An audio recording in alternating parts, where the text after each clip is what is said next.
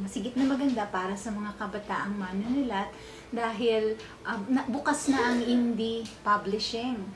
Marami nang makakapag-publish on their own at marami na ring iba pang publikasyong bukas sa mga manunulat. So kung siguro yun ang hinaharap ng literatura sa Pilipinas, napakaganda dahil may pagkakataon ang lahat. Siguro mas maraming pagkakataon, parang yung sinabi ko rin kanina, mas maraming pagkakataon para sa mga batang manunulat.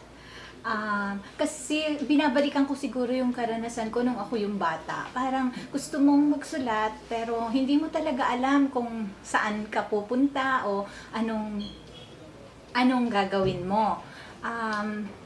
Ngayon naman, nabuksan na yung daan na yon. Marami ng mga kabataang manunulat ngayon, ganyan, sa indie publishing, at saka sa iba't iba pang bukas na mga workshop, mga pagkakataon. Marami naman na mas bukas, parang mas bukas ang mundo ng pagsusulat sa kanila sa ngayon. Yun pa siguro, higit pang mapalawak at mapayaman yun.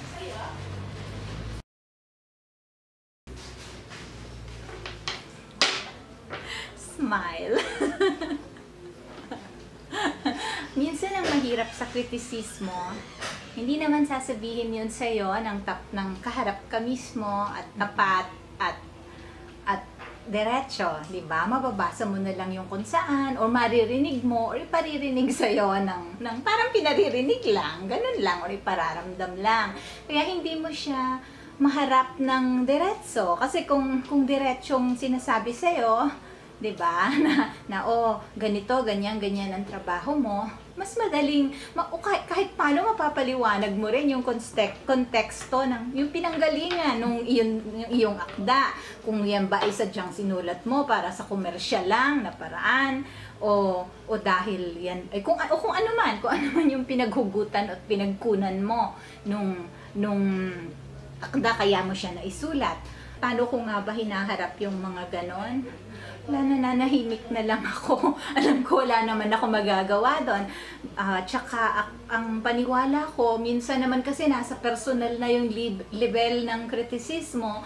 Ang tingin ko na lang doon, maaring talagang maraming kapansin-pansin sa gawa ko. At the same time, kung nasa personal na level to, kahit pa gumawa ako ng mahusay at walang kapintas-pintas na trabaho, hindi pa rin wala pa rin makikitang kaayusan doon dahil personal na ang kritisismo, personal na level na maaring galit na ba ito, ganun ko na lang siya hinaharap. Wala akong tablet. Actually, ako yata yung pinaka-non-techie na taong nakilala ko. Hindi pa rin ako nakakabili ng e-book. Pero of course, alam ko yung existence ng e-books. In fact, there was a time na muntik na ako magpa-publish sa e-book, ganyan. Pero hindi ako bumibili. At saka, anything kasi na online, parang may takot ako hanggang ngayon. Kasi hindi yun yung nalakihan ko.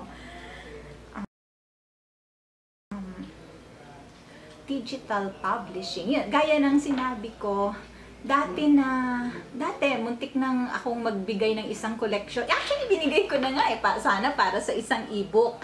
Kaya lang, parang na-excite ako na, lalabas akong e-book, parang ang feeling ko yun na yung gano'n. Kaya lang, may mga nangyari, mga sunod-sunod na pangyayari, naniniwala kasi ako sa mga sign, sa mga signos ng universo, quote-unquote. So, pinull out ko siya at binigay ko sa isang isang publikasyon ng na hindi e-book. So, yun. Pero I trust, sabi nga nila, 'di ba, papunta na raw ang lahat sa digital publishing, pero syempre walang pantay lang ang tingin ko doon. Kumbaga mahal ko ang mga libro, kaya ko rin namang mahalin 'yon. Kaya lang siguro nandun ako sa henerasyon, gusto ko pa rin hanahawakan yung libro, di ba? At buksan, amoy-amoyin, at itago, at ipamana. Yun. So, yun. Ang ano naman, ang digital publishing, siguro ang positive side niya is marami rin ang maiengganyo ngang magsulat pa. Kasi nandyan na eh, parang ang bilis na available ang technology. Yun ang tingin ko. In fact, parang nagiging, in a way, nagiging bukas pa rin nga ang pagsusulat para sa lahat. Pero hindi naman ito kayang parang matitigil na yung publication ng books or ng that hard copy, kumbaga ano, hindi pa rin niya malalaktawan yon sa ngayon.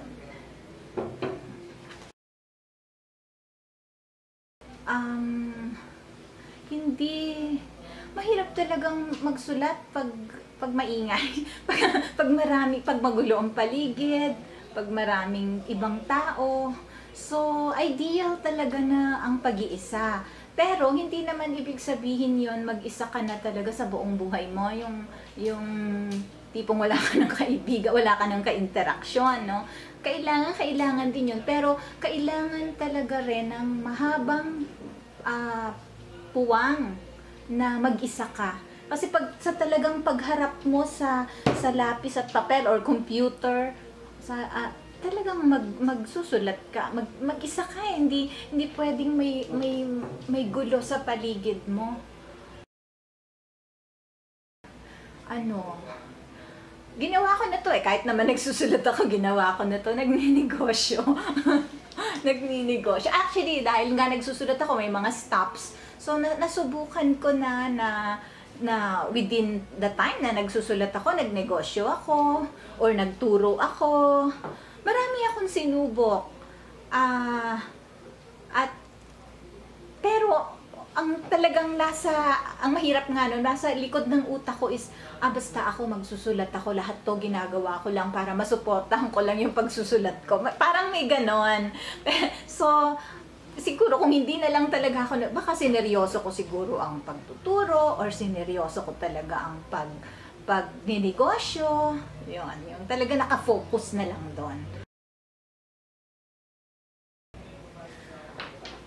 Wala akong ritual kasi yung sa mismong bago magsimula ng pagsusulat, wala akong ritual. Kasi yung buong buhay ko mismo, ritual na eh. Maritual talaga akong tao. Mahilig ako sa ritual.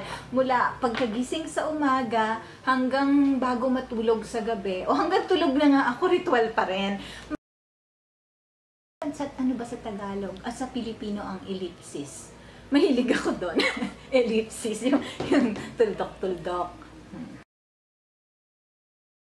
Pag-ibig. So siguro yon. Kasi baka hindi ko nga yun ginagamit.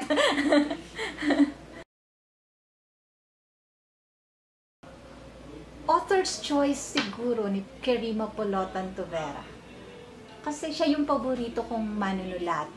Simula nung mabasa ko siya, siya na lang. Parang ganon. At in fact, ang pangarap ko nga, pero nakakatakot kasi baka hindi ko mabigyan ng justice. Gusto ko sana siyang i-translate, si Querima Polotan Tovera, pero natatakot akong gawin. Oh.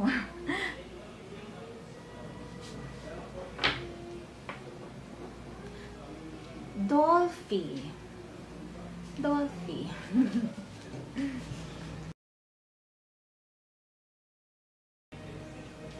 Wow!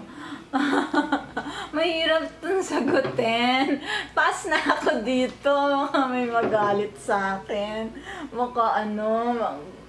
Mahirap itong sagutin.